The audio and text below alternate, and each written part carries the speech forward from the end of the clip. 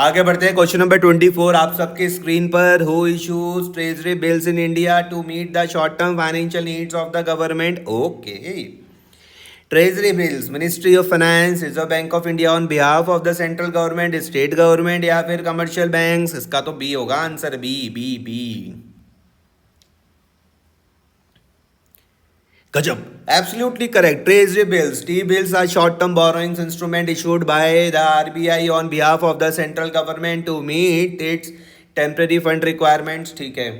Question number 25, treasury bills are also known as trade bill, secured bond, zero coupon bonds या फिर debenture. बच्चों वाला question, zero coupon bonds.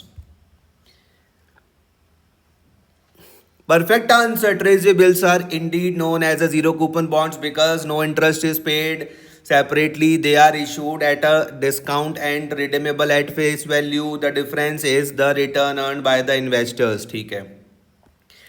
फिर है 26 है, विच of the following is the feature of the commercial paper? ये देखना पड़ेगा भाई। It is issued by the central government ना। It is a secured instrument backed by the assets. It is used for bridge financing and issued at a discount. It is always issue for more than 1 year. सी लग रहा मुझको तो, देखते हैं।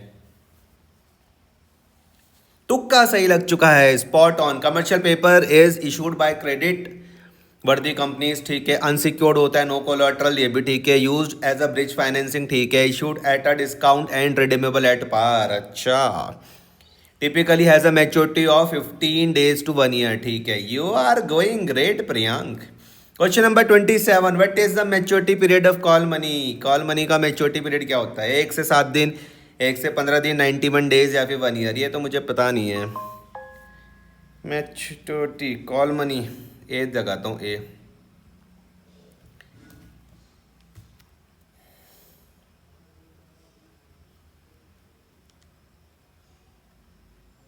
ओहो, गलत, तुक्का गलत लग गया है।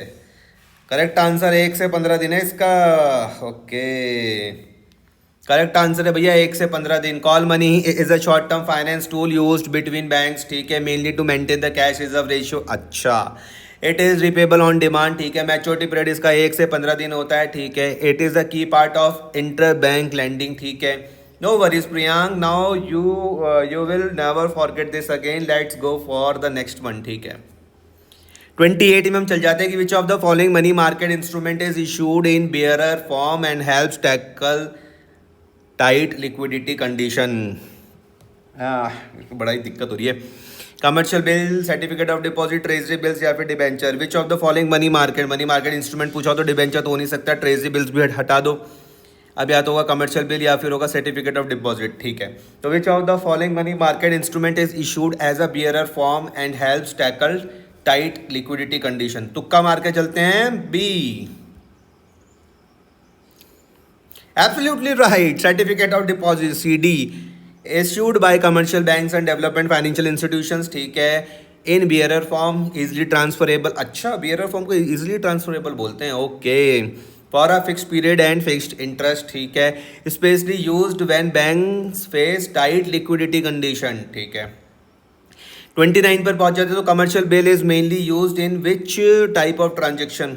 Between government and RBI, between banks and insurance companies, in trade transaction involving buyers and sellers for foreign exchange settlement. D तो नहीं होने वाला।